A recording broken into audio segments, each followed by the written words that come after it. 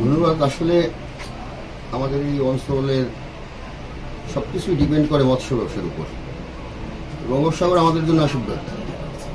আমরা পর্যটন কেন্দ্র কুয়াকাটা অনেক পরে হয়েছে, কিন্তু আমাদের এই অঞ্চলের মানুষের জীবিকা, এই অঞ্চলের মানুষের সব কিছুই মানে প্রত্যেকটা লোক যে মাছ সেক্টরের সাথে জড়িত না, তার জীবনযাপনের উপরও পরোক্ষভাবে এই মাছের ইনকাম জড়িত।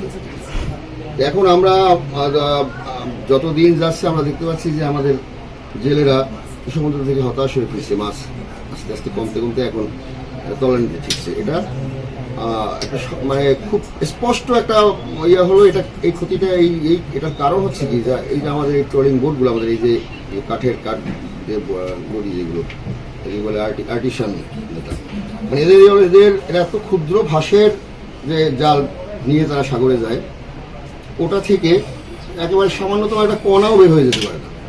মানে ওরা ওটাকে মানে বোটের সাথে বোট চালিয়ে যায় এবং ওই বেন দিয়ে ওরা ওই যে বোটের সাথে টানতে থাকে। তারা যার মাটি যে তলায়ও 1-1.5 ফুট ধরে টেনে নিয়ে যায়।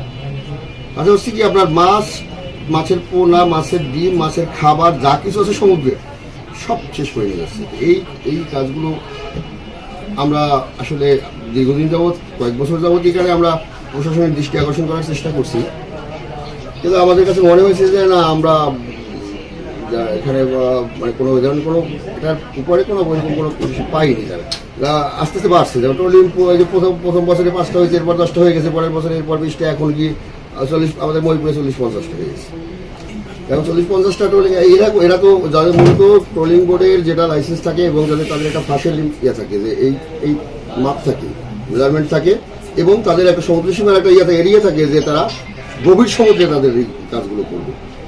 এই ঘনভাগ দিয়ে কাজগুলো করতেছে অগভীর আমাদের কাছাকাছি জায়গায়, যে যাদের মানে সাধারণ জেলেরা যে জায়গাগুলো জাল পাচ্ছে। এখন এই কাজটা হওয়ার ফলে আমরা এই যে এখন গত বছর আমরা যা দেখেছি, গত বছর আমরা এটা নিয়ে কথা বলেছিলাম। আমরা কুয়াকাটা, মহিপুর, আলিপুরের এই যারা জেলে সম্প্রদায়, তাদের আসলে তো তারা একটা এমন একটা অবস্থা, এই যাদের ট্রলিং বোট যারা মালিক, অবশ্যই তাদের অবস্থা সম্পন্নই হবে, প্রভাবশালী হবে, কারণ এটা ব্যয়বহুল। এটা একটা বোট করতে কোটি টাকার উপরে তাদের খরচ হয়। কিন্তু ওই সাধারণ জেলের এটা ভালো ওই ধরনের মানুষ, তাদের সাথে কথা বলার মতো সাহসিকতা বা তাদের নাই, যার কারণে তারা অনেক ক্ষেত্রে পারে না। এই কারণে আমরা কিছু লোক, আমরা গত বছর কুয়াকাটা, মহিপুর, আলিপুর থেকে আমরা একটা সংগঠিত হয়ে কর্মসূচি দেওয়ার করলাম। আমরা একটা প্রোগ্রাম দিলাম যে একটা মানে মাসটা আমার খেয়াল নাই, মাসের 6 তারিখে আর কি আমরা প্রাথমিকভাবে আমরা একটা মানববন্ধন করবো আমাদের এখানে। এরপরে 2 দিন আগে আমাদের এখানে বিভাগীয় মৎস্য কর্মকর্তা, জেলা মৎস্য কর্মকর্তা এবং উপজেলা এরা আসলো, আমাদের মৎস্য মার্কেটে বসলো।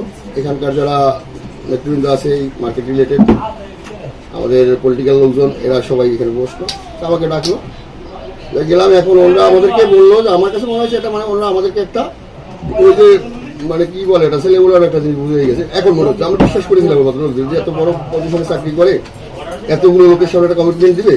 ওরা আমাকে বললো যে ভাই, আমরা আপনাদের কাছে আসছি, তা আমাদের এই এদের সাথে এদের একটা টিম ঢাকায় গিয়েছিল ট্রলিং যারা চালায়, এদের সাথে মন্ত্রণালয়ের মাধ্যমে আমাদের একটা বৈঠক হয়েছে এবং এরা মোটামুটি একটা কমিটমেন্ট দিছে যে 9 তারিখে তারা এই যে মহিপুর বিএফডিসি মার্কেটে তাদের ওই ট্রলিং বোর্ডের জন্য যে এক্সট্রা যে ওই যে জিনিসটাকে কি বলে আমি সেটা বলতে পারবো না, যেটার সাথে জালের দিয়ে ওটা সারেন্ডার করে জমা দিবে। ওখানে জমা দিয়ে তারা বডিগুলো সাধারণ জাল দিয়ে, এটা 9 তারিখে করতে। আমাদের প্রোগ্রাম হচ্ছে 6 তারিখ।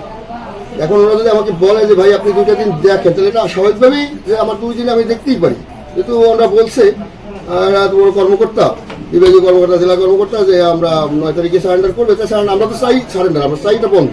সেটা যদি হয় তাহলে আমাদের তো কর্মসূচি লাগে।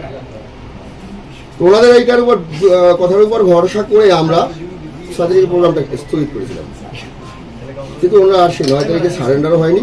এরপর আমরা আর ওই সংগঠিত করতে পারিনি।